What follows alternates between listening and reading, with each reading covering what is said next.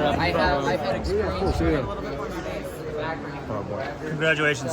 Thank you. Amazing run. James, I mean, there was the BYU power today, really. I mean, awesome just to see you and Kenneth 1-3. I mean, how special was that really out there? It was awesome. I think the coolest moment was I really wasn't paying attention to what was happening except for just I was in fight or flight mode. And the moment I crossed the line, I looked and Kenny turned around and I was like, I got third. And he just was so happy and so excited for me. And I was so excited that he was able to repeat. And it was a really special moment. How did this race kind of play out? Obviously, the semis was faster. Right.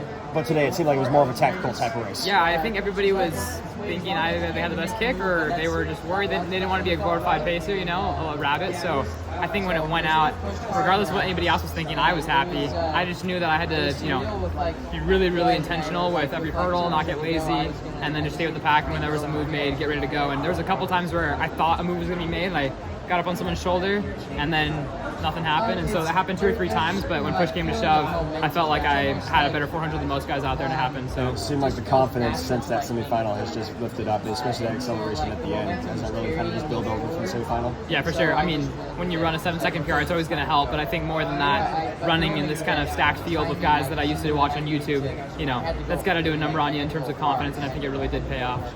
You mentioned that final 400. We were talking to Coach Shystone earlier today, and he mentioned your close was one to watch for, and it was like 300 to go. I think you went by Jager, and can you just talk about how you were feeling and what you were thinking as you were passing those guys? No, 100%. I mean, you go through every scenario beforehand. It's one of those things where you don't want to set a plan as much as you want to set a process for the race, and a lot of mini plans within that process.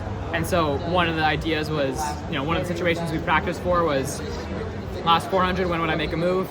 And in practice, actually, I had an opportunity to practice with Kenny, and I started picking 300 to go, and I felt like that was the spot that I could own, and I felt like I could beat anybody at.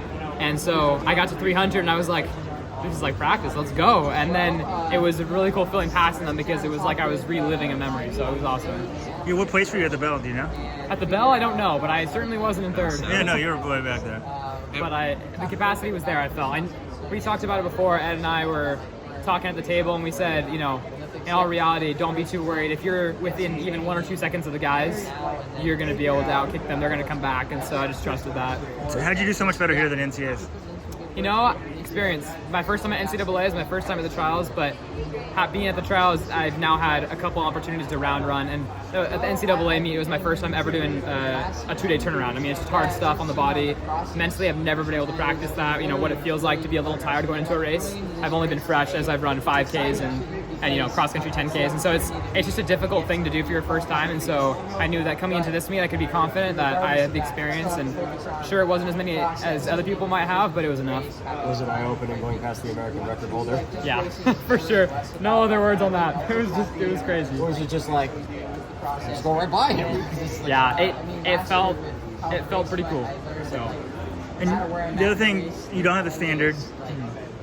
Can you still go chase it? Like, what's your? I think you can till the end of the week. What's your thought process there? I mean, I can't speak to it. I have no idea on that, and I don't want to talk out of the side of my neck. But I think more than anything, I'm just excited that I was able to get a top 3 spot, and so that's good enough for me. I really can't control anything else, and I doubt that I'll be racing in the next couple days. But I'll talk to my coaches and we'll figure something out. You're just elated no matter what. What's that? You're elated even if you don't go to Paris? Of course. I mean, I did what I was supposed to do today. That's all I could control. So. I mean, it was an amazing run. Thank you. Appreciate it. Congrats. Thanks guys. Great run.